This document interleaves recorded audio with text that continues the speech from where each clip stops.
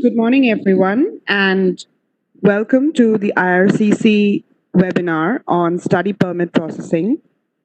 As you all know, the study permit processing for IRCC has been constantly undergoing changes since the COVID-19 pandemic, and we are trying to do regular webinars so that we can keep you updated with all the information.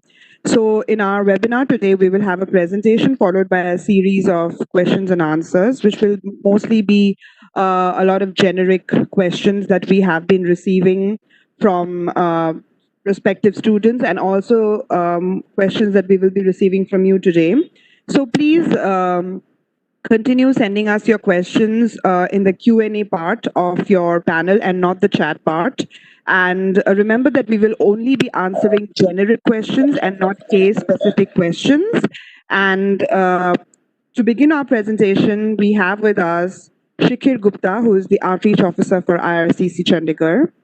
My name is Anindita Buragohai, and I'm the Outreach Officer for IRCC Delhi, and I welcome you all to the webinar today. So without any further ado, I will hand over the mic to Shikhir now to start the presentation. Thanks, Anandita. Before I begin, can you please confirm if my voice is clear and I'm audible? Yes, Shikhir, you're audible. Thanks, Anandita. A very good morning, everyone, and thank you for tuning into our webinar on study permit processing during the COVID-19 pandemic. My name is Shikhir, and I'm the Outreach Officer at the Consulate General of Canada in Chandigarh. As Anandita mentioned, that the purpose of this webinar is to inform you about the changes to study permit applications and current travel restrictions in view of the ongoing pandemic. The target audience for this webinar are students from India who are interested in pursuing a Canadian post-secondary education. Before we begin, please note that the contents of this webinar are valid only as of today. For the most current information on IRCC processes and travel restrictions to Canada, please visit our website www.canada.ca/immigration. So now let's begin. We realize that international students make significant cultural and social contributions to Canada. They also generate more than 21 billion in economic activity. Since the onset of the pandemic, IRCC has implemented a number of temporary policy changes to support and reassure international students and designated learning institutes. The fall 2020 semester has by far the largest international student intake throughout the academic year, and this is fast approaching. The most recently implemented measures were introduced on July 14 and are aimed at this upcoming cohort. The changes will continue Canada's reputation as a premier destination for international students, and they will demonstrate the importance for the international student program and contributions international students make to Canada. We strongly encourage students to still consider studying at Canadian institutions, even if many DLIs have moved their fall 2020 semester to an online format.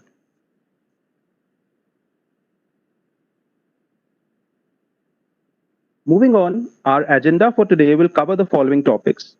First is that why you should consider studying in Canada. Second is that how the application process works. Third are the restrictions to travel to Canada. Fourth is the exemptions to those travel restrictions. Fifth are the processing changes due to COVID-19, which include a two-step review process, the student direct stream, eligibility to work, authorized leave during studies, and the impact on the postgraduate work permit program. Sixth, we'll cover some fraud trips, and last but not the least, what you need to know before traveling to Canada. We will end the presentation with the question and answer session. Please use the Q&A box to send us a question, and we will go through them after the presentation. Before we get started on some of the changes put in place, let's focus on why you should study in Canada. First is that we have world-renowned qualifications. Canada is recognized worldwide for our outstanding quality of educational institutes. Our educators are highly trained and bring diverse perspectives to the classroom. At the university level, 2 out of every 5 academics hold at least one international degree. And we have 11 of the top 250 universities worldwide. Next is affordable education. Canada is known to having some of the lowest university tuition fee among English-speaking countries. Whatever your budget may be, you will find something just right for you in a diverse range of education options. Third is safe and multicultural communities. We are proud to say that the warm and friendly stereotype about Canadians is true. When you come to Canada, you will find a welcoming country with a unique Canadian culture that embraces diversity. Last but not least is the path to a promising future. Canadian college and university students graduate with a very strong earning potential. In this slide, we will cover some of the restrictions on travel to Canada. To protect Canadians from the outbreak of COVID-19, the Government of Canada implemented travel restrictions that limit travel to Canada. Until further notice, most foreign nationals cannot travel to Canada, even if they have a valid visitor visa or an electronic travel authorization. These restrictions stop non-essential or non-discretionary travel to Canada. In this slide, let's look at the travel restriction exemptions for students in more detail. Not all students will be able to travel to Canada under the current travel restrictions. To be exempt, you must be in possession of either a study permit visa issued on or before March 18, 2020, or a port of entry letter of introduction which indicates your study permit was approved on or before March 18, 2020. Equally as important, you must also be able to demonstrate that it is essential for you to travel to Canada. For example, you have in-person classes or you are already in the middle of your program of study and need to return to it. You can demonstrate this by providing a recently dated letter from your designated learning institute that explains why you physically need to be in Canada for the fall semester. These documents must be provided to the airline at the time of boarding and to CBSA once you reach a port of entry in Canada. Failure to do this may result in denied boarding for your flight or being forced to return from Canada at your own expense. As I mentioned in the previous slide, we will not provide any travel authorization letters for students. All you need to travel is your visa or port of entry introduction letter and evidence of your essential need to travel. This is very important to note that you should not travel to Canada until at most 3 weeks before the start date of your class, for which your physical presence in Canada is required. For those who have already been issued visas for a previous semester but were not able to travel to Canada to attend, please send us a copy of your new letter of acceptance and advise us of your new start date. You can send these documents to us via the web form. Now let's look at what processing changes have been introduced as a result of the pandemic. Visa application centers, also known as VACs, are currently closed. This means we are unable to accept any paper application submissions. As such, only online submissions are being accepted. On the IRCC website, we normally publish processing times for each of our missions for all our lines of business. Please note that these processing times are no longer accurate, as there are processing delays due to reduced staff at the mission. That being said, IRCC is working very hard to process all visa applications in time for the fall 2020 semester. To do this, we need your help by submitting your application as early as possible and submitting all of the required documents as soon as possible. We are aware of many service disruptions that are causing delays in submitting a complete application. For example, we know that VACs remain closed. This means there is no mechanism to submit biometrics at this time. We also know that panel physicians are operating at limited capacity. This means that it may take longer for you to obtain an appointment to complete your immigration medical exam. We also know that some businesses and schools remain closed or are operating at limited capacity. This means that it may take longer for you to obtain the supporting documents you need for your application. All of that being said, we will not refuse any applications for non-compliance or failure to submit the requested documents at this time. This means you do not have to worry about the deadlines specified in the request letters sent to you. However, note that we will not be able to complete the processing of your application until all required and requested documents have been received, so it is in your favor to submit these documents to us as soon as possible. The exception to this are the three following documents you must provide upfront or your application may be refused. First is the application forms. If you do not have an application, you do not have an application unless you complete the IRCC forms required. Second is the fee. This includes both the study permit processing fee and the biometrics fee. Third is the letter of acceptance, also known as the LOA, from a designated learning institute in Canada. This is mandatory for you to submit with your application. Please note that we cannot physically issue any visas until the WACs reopen because we have no mechanism for two-way transmission of passports between you, the client, and us, the visa office. We are, however, attempting to return passports for any existing paper files at the mission, as we realize this is an important identity document for you. Any documents mailed directly to the mission will be returned to the sender. So please do not attempt to send your passports directly to us. Please wait for the WACs to reopen. So as I've previously indicated that only those with visas issued on or before March 18 may travel to Canada under the current travel restrictions. The recently introduced measures address applications which have not yet received approvals as of March 18. Here are those measures. First, if your program of study will qualify you for a postgraduate work permit, also known as PGWP, and part of your course, that is fall 2020 semester, has been moved to an online format because of the pandemic, the time spent on the online portion while outside of Canada will still count towards your time on PGWP. However, the online portion must be 50% or less of the entire program of study. This means you will need to complete at minimum half of the program in Canada for all that time to count towards your PGWP. Second is that online study permit applications will be prioritized.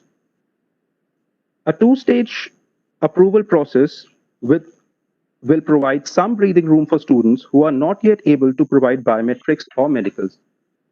The first stage is the approval in principle, also known as A.I.P. This is essentially the eligibility assessment of your application. If you receive an A.I.P approval, your online course time will count towards time for your PGWP. This means you do not have to wait for a visa to be issued. Stage 2 refers to the admissibility and final decisions on your application. In cases of approval, this results in visa issuance. Please also note that A.I.P approval is not a guarantee of a visa. Stage 2 includes admissibility decisions. For example, you may be refused a visa despite having an A.I.P because you failed your medical exam.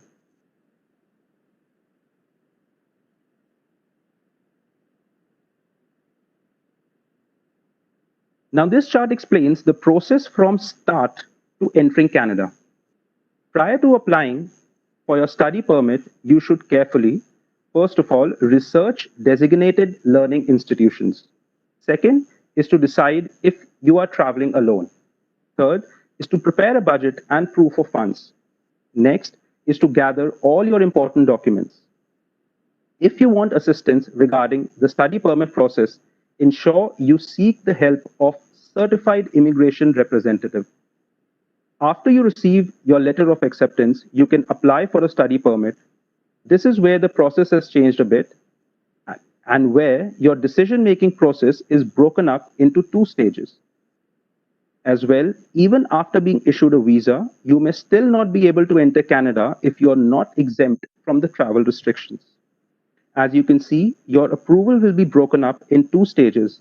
And even if you are issued a visa, you still will not be able to enter Canada unless you are exempt from the travel restrictions.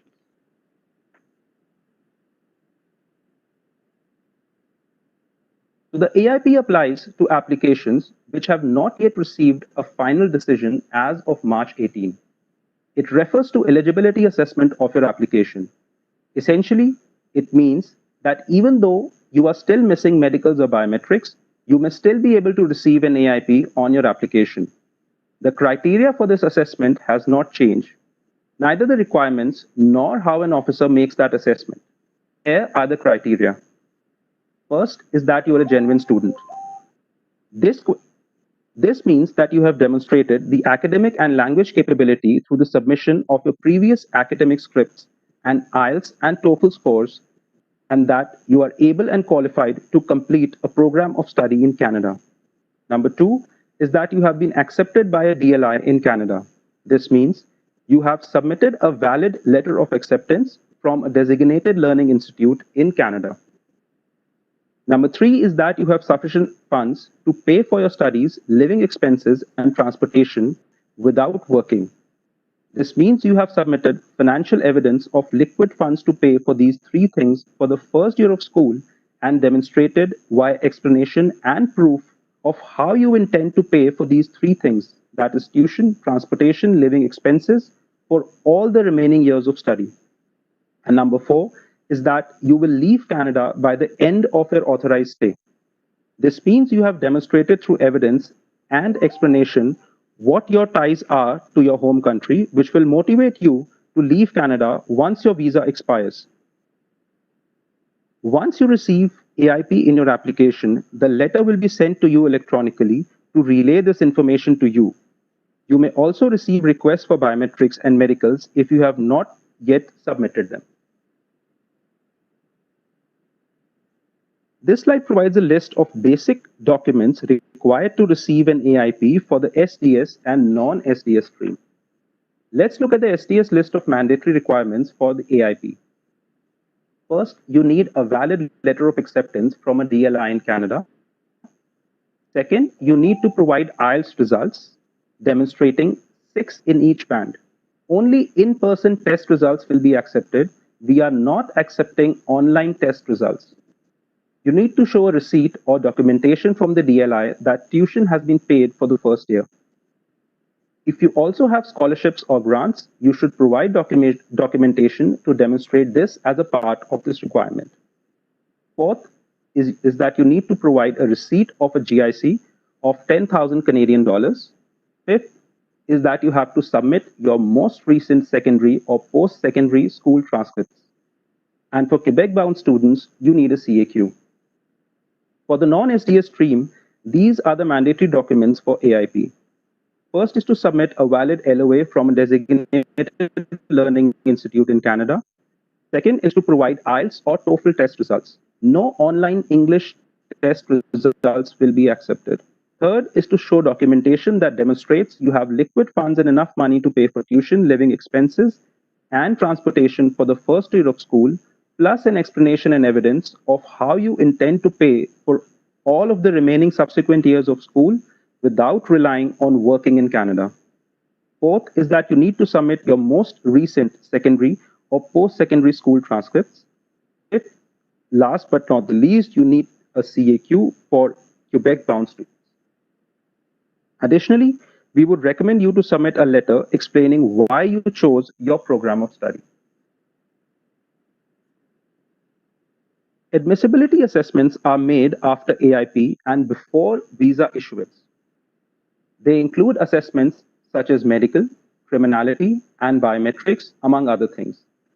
This means that you must, number one, provide biometrics. Number two, complete your immigration medical exam. Number three, answer all questions truthfully and completely. This includes declaring all previous visa refusals for all countries, providing all of your background history for the last 10 years, and being truthful about any previous arrests and criminal history. Lastly, you must always make it a point to submit authentic documents only.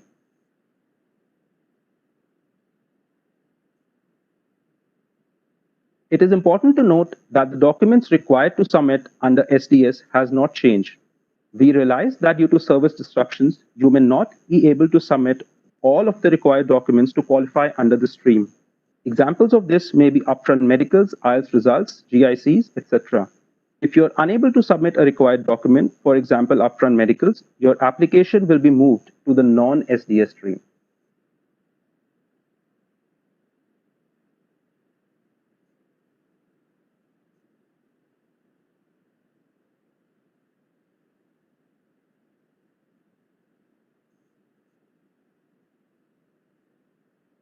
Many of you will have questions about working in Canada and how the changes may affect your opportunity to be employed.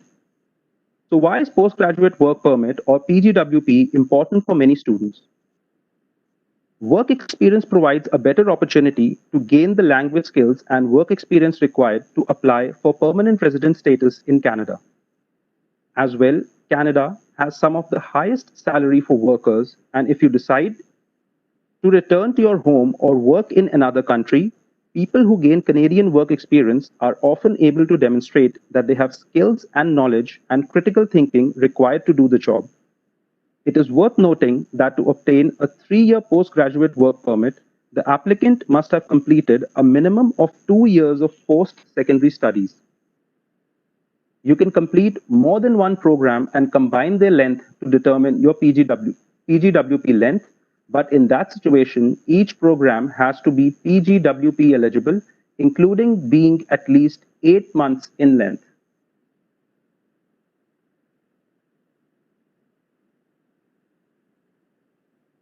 This section applies to students already in Canada. Essentially, if a student switched to part-time studies or had to take a break in studies, for example, the spring semester may have been cancelled due to the pandemic, they may still continue to work on and off campus provided that they were previously a full-time student and already authorized to work on or off campus pre-pandemic. For off-campus work, the maximum limit is still 20 hours per week during the academic session and full-time during regular academic breaks. For students who are in essential services, this could include jobs in the health sector, for example. They can work more than 20 hours per week up till August 31st. To qualify for this, they need a valid study permit, must currently be in an academic session, authorized to work on or off campus, and must be working in an essential job. Those who are not yet in Canada, a common question we are asked is if you can go to Canada and work those maximum 20 hours per week while taking online classes for the fall semester. The short answer to this is no. I would like to remind you of what we discussed in earlier slides regarding what students need to demonstrate in order to travel to Canada. Unless your physical presence is required for your studies in the fall semester, it is not essential for you to travel to Canada at this time. Additionally, only students with visas issued on or before March 18 can travel to Canada under the current travel restrictions.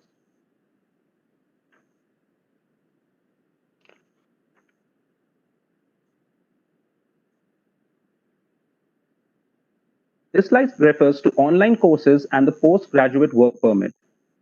You're still eligible for a postgraduate work permit if you can't travel to Canada at this time due to travel restrictions, and you began your studies but left Canada temporarily and are now continuing studies online outside of Canada, or you applied for a study permit before starting your study program in an online format in 2020.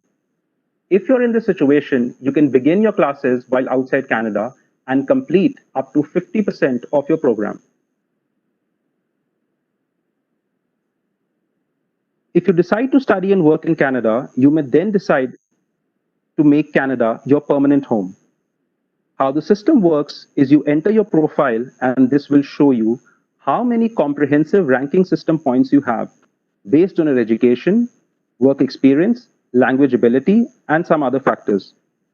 On a regular basis, IRCC invites the candidates with the most points in the express entry pool to apply for permanent residence through one of these programs.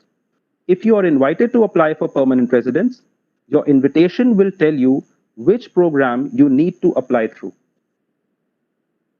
There are other options to apply to immigrate permanently as a worker outside of express entry system, including the rest of the provincial nominee programs and the Atlantic immigration pilot.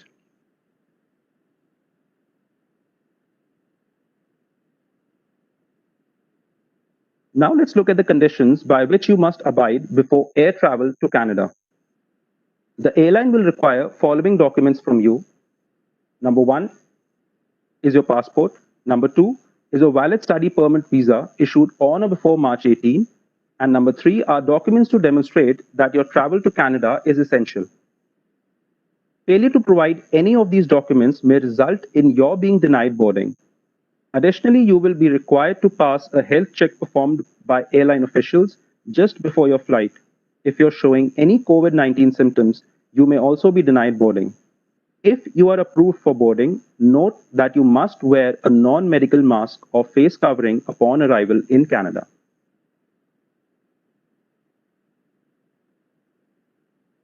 All travelers must undergo a health check upon arrival in Canada. It is also mandatory that all passengers arriving in Canada must self-quarantine for 14 days. This means that all travelers must, number one, have a plan to self quarantine for 14 days.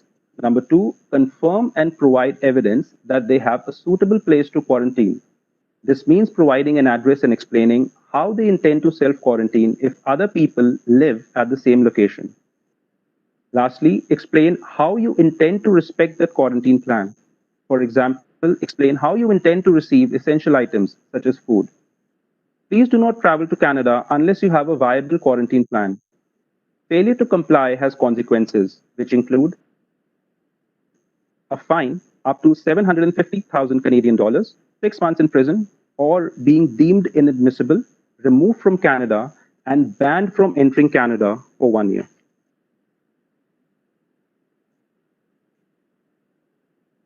In this section, we want to inform you of various fraud activities and misinformation related to immigration applications. You may scan the QR code on the screen as I speak. Number one is to protect yourself and never share your personal information with unauthorized agents. If something sounds too good to be true, in all probability it is. Number two are fraudulent websites and scams. Websites and social media accounts may claim to be from the Government of Canada. Applicants are tricked into transferring money for services that will never be provided to them. Our official website is www.canada.ca/immigration. Third are email scams. Please be informed that IRCC will never send you an email from a private address like Hotmail or Gmail. IRCC addresses always end in .gc.ca or canada.ca. Fourth are telephone scams. Please note that IRCC will never ask you for any sort of payment by telephone. And lastly, unauthorized agents. We always say that you do not have to use a consultant to submit an application. However, if you do choose to use one, make sure that they are legally authorized under Canadian laws to represent you. For more information, please visit our website.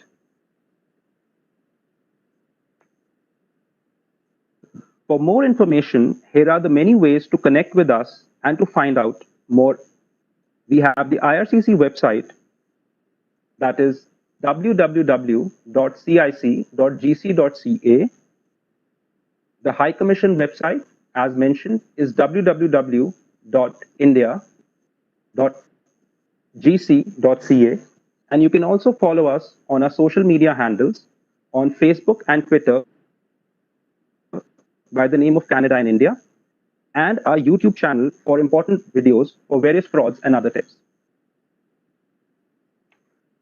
We will now move to the question and answer session, where we will answer your questions which you've typed in the Q&A box. Anandita, can I please request you to take over the Q&A session? Thank you, Shakir. And hope the information that you provided was helpful for all our participants.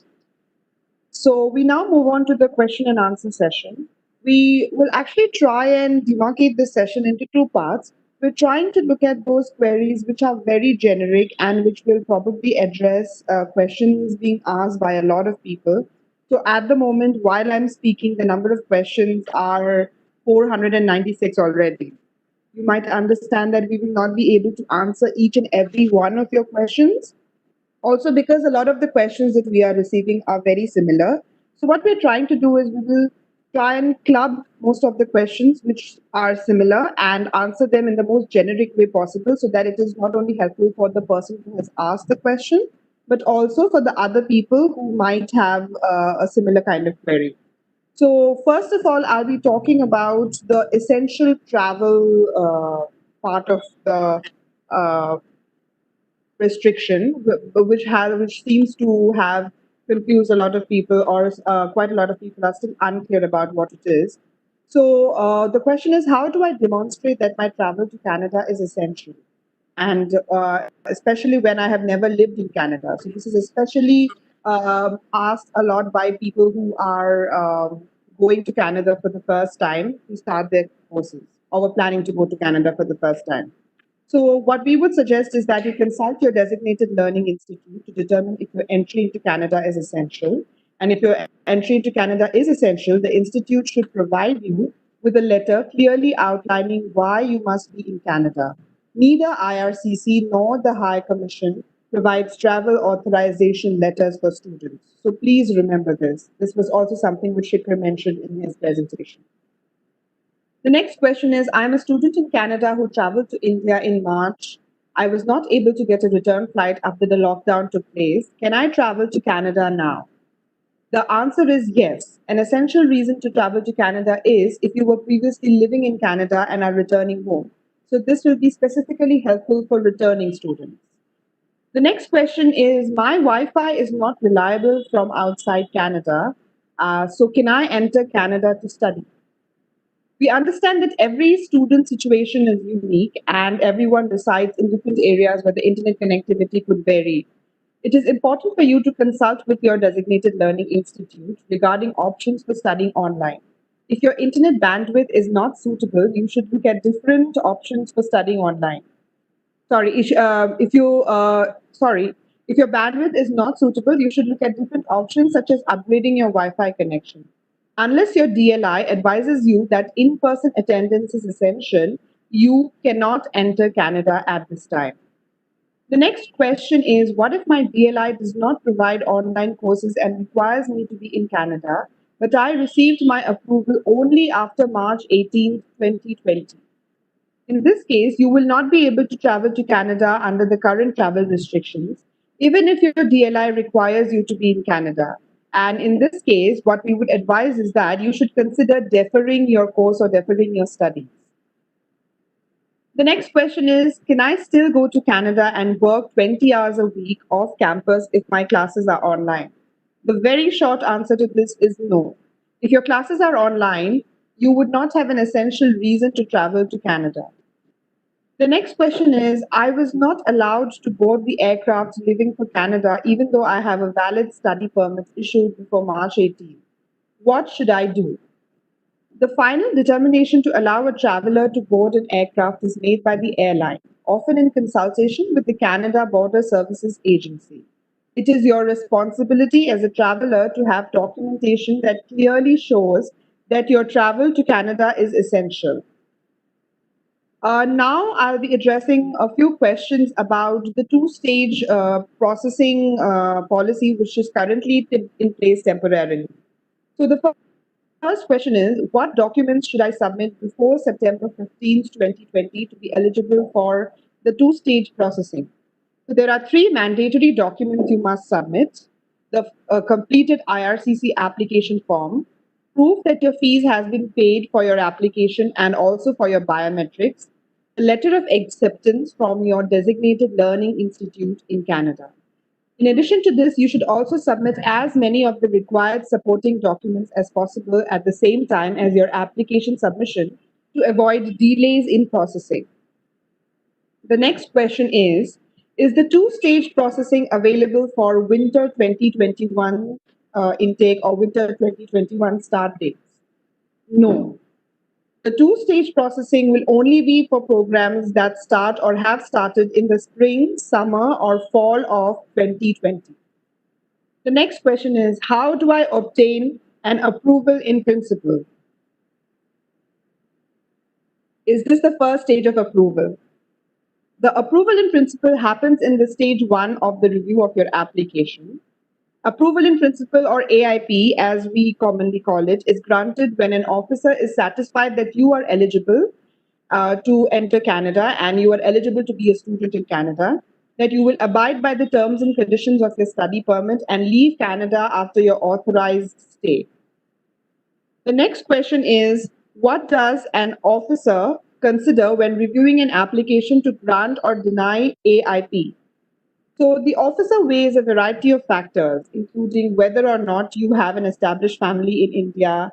Say, for example, someone who was already working here, had a stable employment here with a good salary.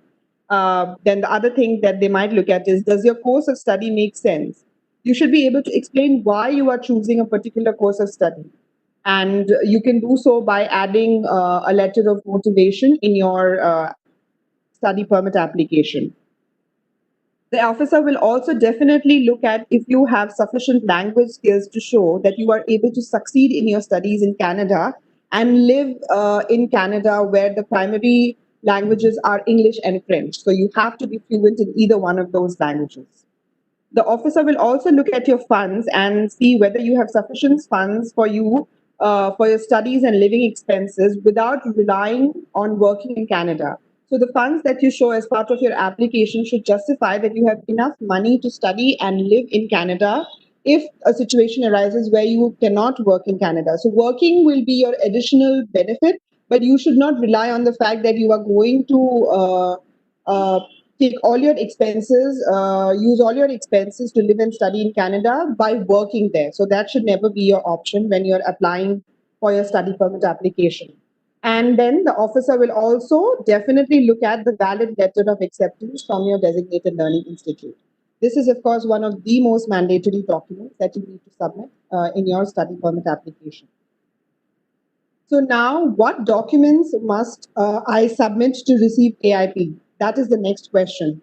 So if you are trying to apply under the student direct stream, then the documents that you need to submit are the letter of acceptance from your TLI, your IELTS test score, where you have scored a minimum of 6 band in each of the 4 modules, your entire tuition fee paid for the first year, a guaranteed investment certificate for 10,000 Canadian dollars, your most recent secondary or post-secondary school transcripts, and if you are a Quebec-bound student, then you will definitely need to add your CAQ. What about the people who are not applying through the student direct stream? What documents do they submit when they are planning to receive an A.I.P? Documents that they need to submit are letter of acceptance from their DLI, their IELTS, TOEFL, or PTE test results, evidence of financial ability to pay for their tuition, their transportation, and other living expenses in Canada, their most recent secondary or post-secondary school transcripts, and again, for Quebec-bound students, their CAQ. The next question is, if I'm missing a document like medicals, which is something which is very mandatory for SDS applications, can I still qualify for SDS? The answer is no. If you are not able to submit all the documents under SDS, the officer will assess your application as a regular non-SDS application. The next question is, what do I do if I cannot submit a document within the requested time frame? So, given the current situation, IRCC will not refuse any applications for non-compliance or failure to submit a requested document in the current times. Please submit the documents, however, as soon as you are able to, even if the deadline for the submission has elapsed. That is okay, but you need to submit it as soon as you are able to. So, for example, currently, when you apply online, you might receive a biometric submission letter where you have a deadline for the submission of your biometrics. But because VACs are closed in India, you might not be able to submit the biometrics right now. IRCC is aware of that. So, what we would request you to do is the moment VACs open in India, you go ahead, submit your biometrics, and then send us your biometric information. However, in this case, you have to know that we will not be able to complete the processing of your application until all the required and requested documents have been received at our end. So, this is something that you must remember. The next question is, how will I know if A.I.P is granted? So, how will you know this? A letter confirming your stage 1 approval or A.I.P will be sent to your online account. The letter may request you to complete the rest of your requirements, like your biometrics and your medicals, if you have not already completed them. And only after that, you will be issued a study permit. The next question is, if I am granted A.I.P, can I assume that once I complete my biometrics and medicals, I will get a student visa? The answer is no. Granting of an A.I.P is not the same as being granted a visa. The officer will need to establish that you meet admissibility requirements. Note that a second stage refusal is uncommon, provided that you are truthful in your application. that you have not provided any fraudulent documents, and that you comply with any additional requests immediately. So yes, a second stage refusal is not very common, but just getting an AIP does not guarantee you a visa. So please be very clear of this demarcation. The next question is, when will my stage 2 admissibility decision be completed? The answer to this is, your stage 2 admissibility decision will be assessed after AIP and before visa issuance. This includes an assessment of your medical, your biometrics, as well as security and criminality background questions. If your application contains all the documents required for the stage 2 assessment already when you submit them in the first stage, it will be assessed at the same stage as the stage 1. Note that we will not finalize any applications for approval until VACs reopen. The next question is, what requirements need to be completed to receive approval for stage 2 admissibility decision?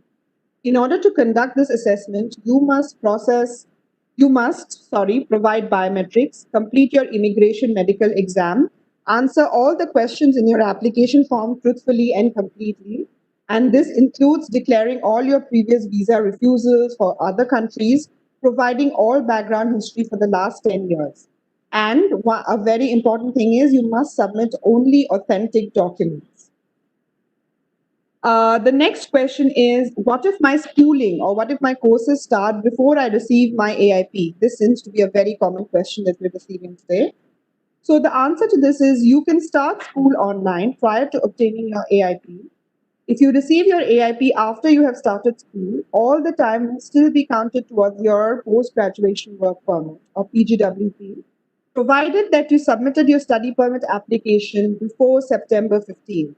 So remember this date. This is the date which is currently in place. And as mentioned at the beginning of the presentation, all the information we are providing today is only valid as of today. Will I receive a refund of my tuition fees if my application is refused when I am studying online in India with a DLI in Canada? So for something like this, you need to consult with your DLI or your school, because only they will be the people who will be able to confirm their refund policy. The next series of questions that I'm looking at refer to processing times. We are receiving a lot of questions regarding processing times today. So I'm just looking at generic questions, and like I said, not taking up any case-specific information. So the first question is processing for SDS study permit application faster than non-SDS applications? As you know, there have been many service disruptions due to COVID-19, and we have not been able to maintain our standard processing times. We are working through our inventory of applications right now. So right now, IRCC will not refuse any applications for non-compliance or failure to submit the requested documents. However, if you are not able to submit requested documents in a timely manner, we will not be able to complete the processing of your application until all required and requested documents have been received. The next question is, when can I expect a decision on my application? So again, because of service disruptions, we have our processing times have been severely affected, but we are working very hard towards a normal service standard. Applications who merit a refusal are being finalized at this time. So please check your online account or email in case you have already applied and you have received a refusal letter.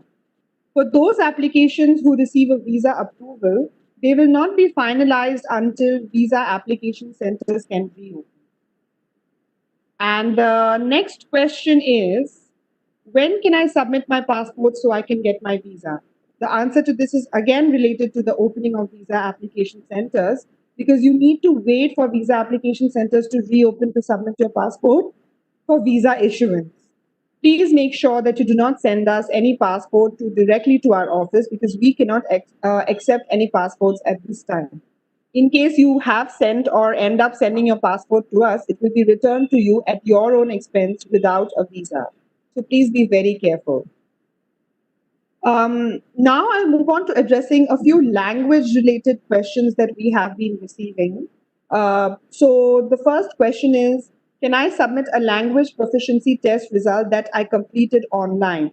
Say, for example, Duolingo or IELTS indicator are few tests which are now being introduced since the pandemic. So what if someone wants to submit a test result for one of those online tests? And the question also asked, if my school has accepted my results for my admission, is this sufficient? So your school might have accepted these results as part of your admission, but IRCC will not accept results for any online language tests. There are no changes to the language proficiency assessment on score requirement. The recommended tests are still IELTS and TEF and TCF for French. Test scores from Duolingo or any other online language test will not be accepted for any immigration application purposes, including for study permits. The next question is, what if my IELTS score is expired or about to expire? In a situation like this, we will accept the IELTS results as long as they were valid on the day when you submitted your application. So say, for example, you submitted your application sometime in March, but by now your IELTS results might have expired and you have still not received a response on your application. You do not need to worry because we will be looking at the validity of the IELTS test on the date when you submitted your application. So if you had submitted it in March and it was valid in March, it will be accepted and we will look at it like that. The next question is, does IRCC accept PTE language scores as proof of language ability for a study permit application? It is recommended that you submit language scores indicated on the IRCC website. So you can go there and have a look. However, if you have completed a PTE language test, you may submit your scores to us using the PTE portal. So there is a PTE portal and scores should be submitted through that as much as possible. And when you submit your scores, do not include your username and password in your study permit application. Now, looking at questions which are about deferring your studies. So we've also received a lot of questions regarding deferrals. So what is the first question? The first question is, my application is still pending. What happens if I defer my studies to a later semester? The answer to this, and the short answer to this, is that if you choose to defer your studies, ensure that you have submitted a new letter of acceptance using our web form. And you should do this as soon as possible so we can update it in your study permit application file.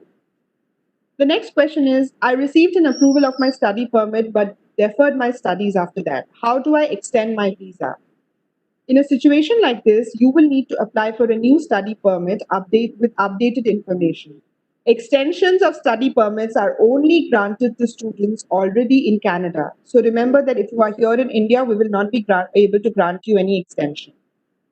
The next question is, can I defer my studies after I receive an A.I.P? And the answer to this is yes. However, you must submit your new letter of acceptance from your DLI as soon as possible. If you plan to change your course of study or decide to study at a different DLI, the officer who is assessing the application or your application may reassess your stage 1 A.I.P decision. So you have to be aware of this and keep yourself informed about it. Moving on to a set of questions which seem to be very important at this point in time, very relevant, and also we are receiving a lot of questions around this about post-graduation work permits. So a very common question that we seem to have received today is, what percentage of my studies can be online to be eligible to obtain a PGWP or a post-graduation work permit? So the online portion of your course must be 50% or more of your entire program of study. What this means? This means that you will still need to complete at minimum half of your program in Canada for all of the time to count towards your PGWP. The total program of study is calculated based on the number of courses completed in Canada. So please remember this information. The next question is, I have already completed 50% of my program online prior to the fall semester. Can I still obtain a PGWP?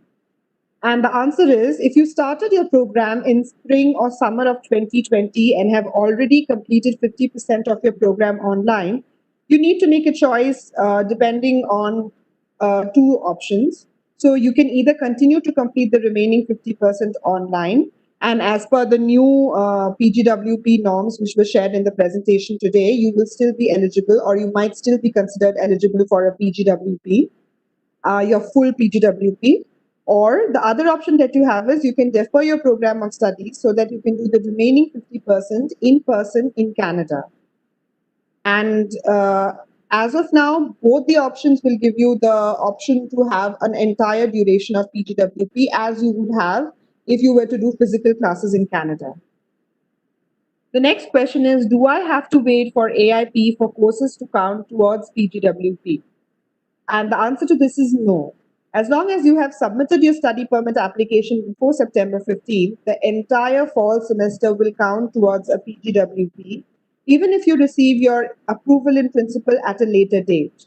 Note that you will still have to meet the other eligibility criteria and requirements for PGWP. So this is something that you need to remember. And the final question that I'll address regarding PGWPs is, can I switch from full-time to part-time studies, and will this affect the duration of my PGWP? So for the fall of 2020 semester, you must be enrolled for a full-time study program for that to count towards the PGWP. However, for winter, spring, and summer of 2020, the semester starting in winter, spring, and summer, the duration of your PGWP will not be affected if you became a part-time student because your DLI cancelled or delayed classes due to the COVID-19 public health measures. So with that, I will now stop because I think we seem to have answered a lot of the generic questions that we have been receiving on the Q&A chat box. As I can see, we have received about 1,500 questions right now. So I would now like to hand it over to Ms. Jackie McLean. Jackie is the manager of our client service and exceptional case unit. And Jackie will also address a few more questions that we have received today, but she will try and look at more of the specific questions which might be also helpful for other people. So, Jackie, I would like to hand it over to you, and maybe Shakir is the person who will be asking you the questions. Thank you, Anandita, and thank you to all who are attending the session today. I think that one thing that I would like to stress before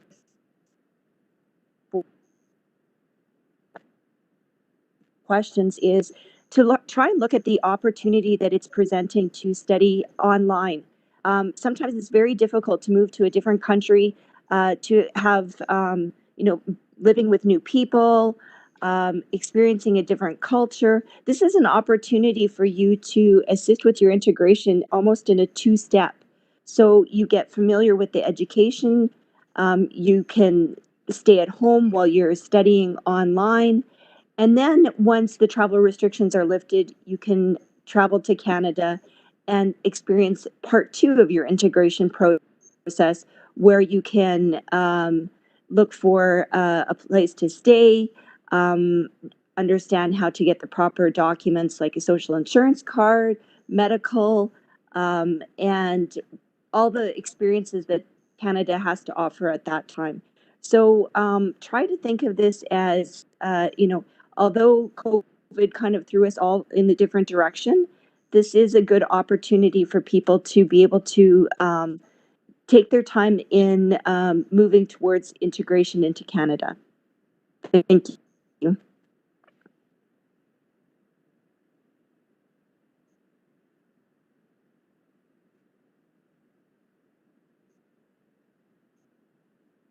Hi, Jackie. Can you hear me?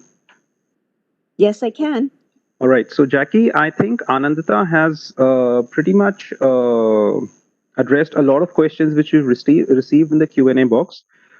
Just some of the questions which I think which may need answers from you.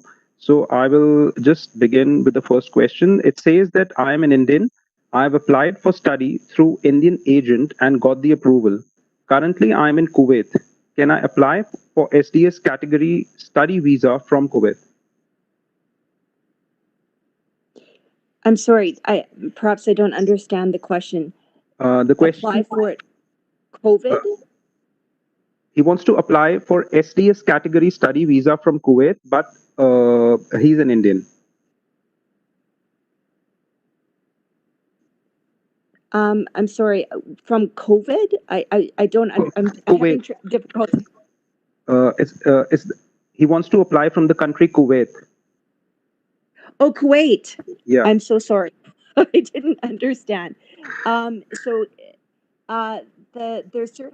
there's particular countries that are offering SDS, and it depends on whether or not you are a citizen of that country. So if you're a citizen of India, you are eligible to apply under the SDS program. So now everything is online. So you're applying online and not at a specific visa application center. So feel free to submit your application and meet the SDS requirements. We are all, even though the processing times now are very similar, because we are definitely trying to prioritize approval in principle, we are still strongly encouraging people to apply through the SDS program. It is very clear the requirements, and a lot of times it's difficult for students to understand what would be the financial requirements in order to receive approval in principle. So if you are thinking of studying in Canada, we do strongly encourage you to submit documents that would qualify you under the SDS program. All right, thanks, Jackie.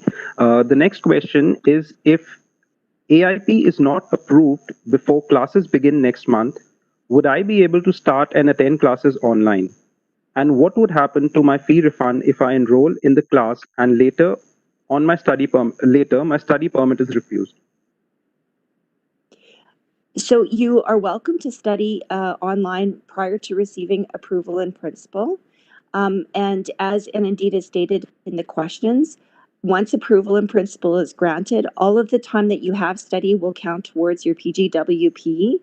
The second part of that question is, if you are refused at stage 2, will you be eligible for a refund? We strongly suggest that you contact the DLI to find out what their refund policy is. Thanks, Jackie.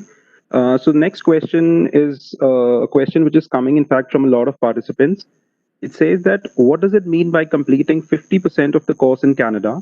Does it mean completing half of the duration of the program length in Canada, or completing half of the subjects in Canada? So the 50% is calculated by the number of courses. So we look at the total amount of courses that you completed in Canada and the total amount of courses that you completed outside of Canada. And the in Canada courses have to be 50%. Right. So the next question is also a very common question from a lot of participants. And it says that there has been no update so far in my application, and students who applied before me have received the A.I.P. What is the pattern or trend being used to process the applications? Is it a random pattern, or applications are being processed in some particular pattern? We do try and process according to date order. As you are aware, there are the mission in Delhi, Chandigarh, Bangalore. All the paper files have been transferred to the office in Delhi, and we are working with limited staff during that period to process paper applications. So there may be more of a delay regarding those ones submitted through the Visa Application Center, but we are working very hard to get approval in principle to everyone prior to the fall semester starting. All right. So the next question, Jackie, is that if I defer or change from a 1-year course to a 2-year course, should I submit additional financial documents which covers the 2 years of education using the web form? Yes, at the same time as you've submitted, so I'm assuming that you submitted your application and now are changing your course of studies where you would require a new letter of acceptance. Am I understanding that correctly, Shakir? Yeah, that's right. So if you are changing your course of studies and it is extending the duration, absolutely, you should provide the additional financial support and also clearly explain why you chose to extend your course of studies. All right. So the next question is a sort of a continuation to the previous one. And it says that if I change my college after getting the A.I.P, Should I submit a written letter explaining the reason for changing the course and the college? Absolutely. So when the officer makes the eligibility decision, the officer will look at, does the course of studies make sense given your background, your language ability, and what you've indicated as far as why you chose that course of studies. If now you're changing to a different course and a different institution, different duration, and your funding is for the first course, you have to clearly explain and provide documentation regarding why you've changed. All right, thanks, Jackie. So the next question is that if a student worked outside for India for more than 6 months, does he or she have to submit a PCC to IRCC of that country as well as the Indian PCC? So if you have lived outside of a country or lived in a country for longer 6 months, and it is a country where you can obtain a police certificate, then you will be required to obtain that with your application. So you can go online and find out what countries those are available.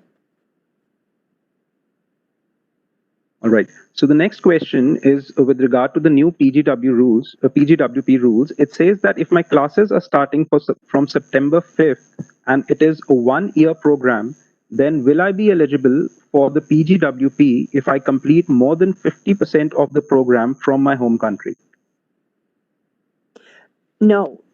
So you have to make sure that you complete no more than 50%. If if your ultimate goal is to get the postgraduate work permit, you have to be very careful that 50% of that course is completed in Canada. So that is something that students are going to have to consider. Right. So the next question is that can IRCC refuse study permit in the second stage on the basis of documents which are already present in the file?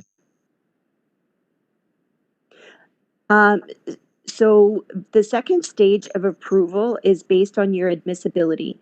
So what the officer will be looking at is your medical result, your biometric result. And yes, if the officer discovers at stage 2 that you have submitted not authentic documents, or they found out that your information you provided was not truthful, the officer can refuse at stage 2. Thanks, Jackie. The next question is that I have enrolled for 8 months PG diploma course, which is beginning in fall 2020.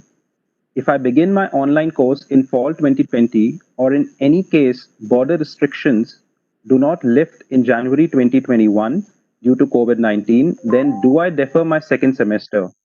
If I do so, would it impact my PGWP? If you're deferring your studies, I'm assuming that you might be doing that in order to make sure that you obtain the 50% mark of completing your studies in Canada.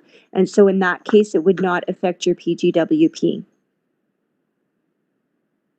All right. So the next question is a little unusual. It says that which factors can lead to a failure in the medical exam? Can high blood pressure condition lead to a failure in the medical immigration exam? So failure in a medical exam is kind of two-pronged. So the first failure would be if you have a communicable disease, such as something contagious like the Ebola virus. So we very, very, very rarely ever see that. So the second is if you are going to be excessive demand on the healthcare or social healthcare system in Canada. So those would be things such as active tuberculosis. So things that can be managed and are not excessive demand on the social or healthcare system in Canada, you will not be found medically inadmissible. All right. So the next question, Jackie, is that the High Commission posted that they are reviewing options to reopen VAX in September. Is it some kind of an assurance that VAX will surely open in September, or we will see the High Commission posting the same in September for October? So the VACs will remain closed for the remainder of August, and at the earliest, VACs will open in September. So the review is to take place in September, and at that time, that is the earliest that the VACs will reopen. But we can't predetermine what the decision will be at that time because they're closely monitoring the situation in all parts of the world where the VACs are currently closed to see whether or not it would be safe to reopen. And if it's safe to reopen, they might look at, is it safe to reopen for passport submission, for biometrics, but perhaps not submitting paper applications. So they'll not only look at, can we reopen the VACs, but they'll also look at what capacity they can reopen the VACs. Thanks, Jackie. So we have a very interesting question, and also since it's a new document, I thought it may be relevant. Is that how do I know that my approval in principle mail and letter is not a fraudulent letter? So like most applicants now have applied online.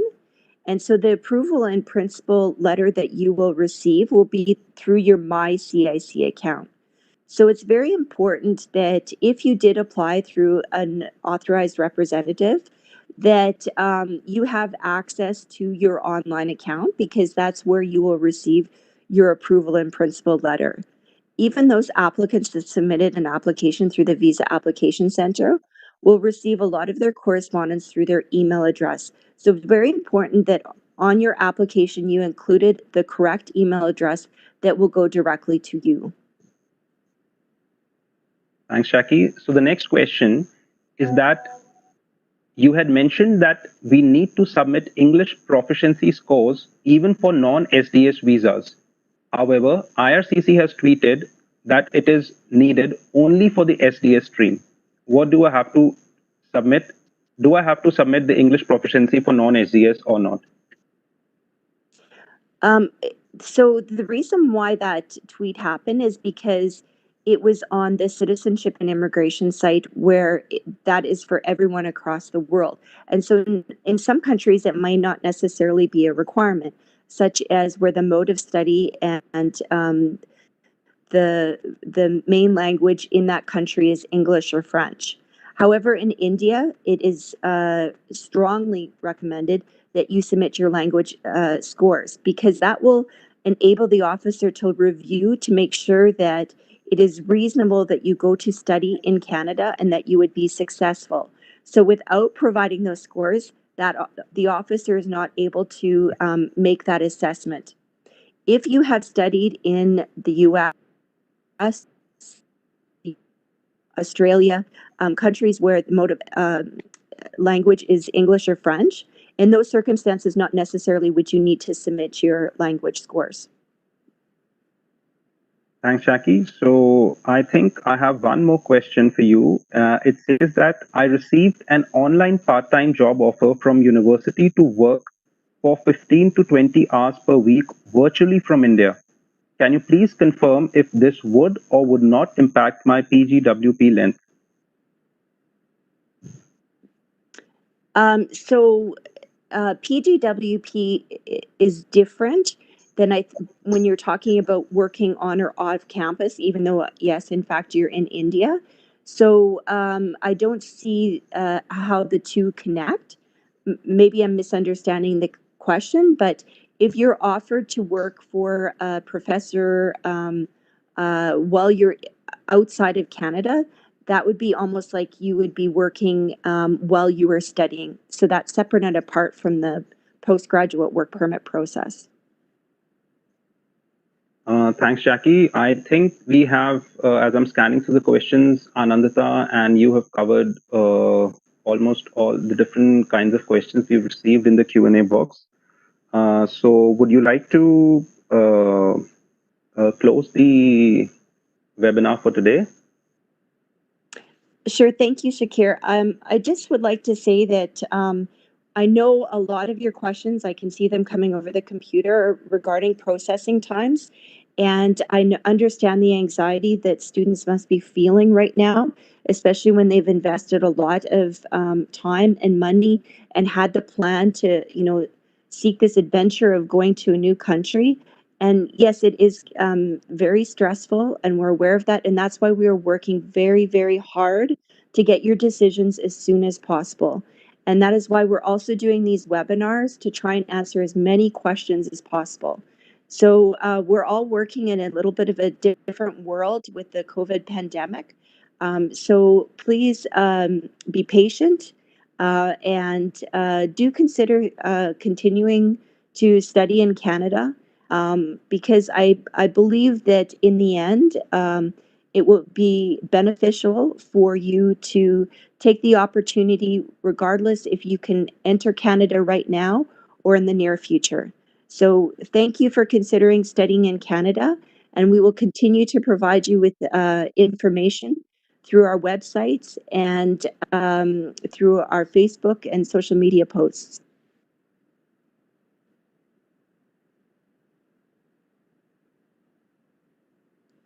Thank you, Jackie, and thank you everyone for joining us. With that, we come to the end of the webinar today. Hope you found it informative. And like Jackie said, please continue following us on social media for all the latest and updated information regarding study permit processing and other types of visas. Thank you all and have a good day.